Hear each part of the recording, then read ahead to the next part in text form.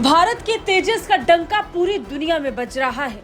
दुनिया भर के कई देश भारत से अत्याधुनिक हथियार खरीदने के लिए दिलचस्पी दिखा चुके हैं। इसमें सबसे आगे है भारत का तेजस लड़ाकू विमान, जिस पर दुनिया भर का भरोसा हर पल बढ़ रहा है। धड़ाधड़ भारत के तेजस की खरीद की मांग दुनिया भर में बढ़ रही है।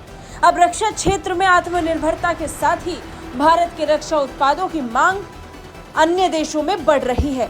हिंदुस्तान एरोनॉटिक्स लिमिटेड के चेयरमैन और प्रबंध निदेशक सीबी अनंत कृष्णन ने कहा, नाइजीरिया, फिलीपींस, अर्जेंटीना और मिस्र ने स्वदेशी रूप से विकसित हल्के लड़ाकू विमान तेजस खरीदने में रुचि दिखाई है।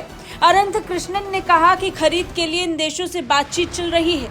एचएएल प्रमुख से जब पूछा गया कि अगर बातचीत सफल हो जाती है तो भारत अर्जेंटीना को तेजस की आपूर्ति कैसे कर पाएगा, क्योंकि विमान के कुछ कलपुर्जे ब्रिटेन से मंगवाए गए हैं। इस पर अनंत कृष्णन ने कहा कि ऐसी सूरत में इसका रास्ता निकाला जाएगा। बता दें, साल 1982 में फॉकलैंड युद्ध के बाद ब्रिटेन ने अर्जेंटीना को सैन्य साजो सामान की बिक्री पर प्रतिबंध लगा दिया था, खासकर ऐसे साजो सामान पर जो ब्रिटेन में निर्मित है।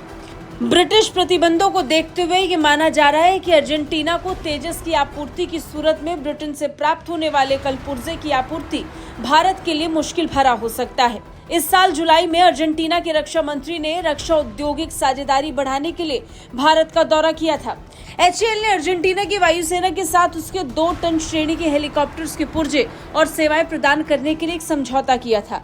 पिछले कुछ सालों में भारत और फिलीपींस के रक्षा संबंध भी मजबूत हुए हैं। जनवरी में फिलीपींस ने ब्रह्मोस क्रूज मिसाइल की खरीद के लिए भारत के साथ 37 करोड़ 50 लाख डॉलर का सौदा किया था। वहीं मिस्र के साथ भी भारत के संबंध अब तक के सबसे बेहतर दौर से गुजर रहे हैं।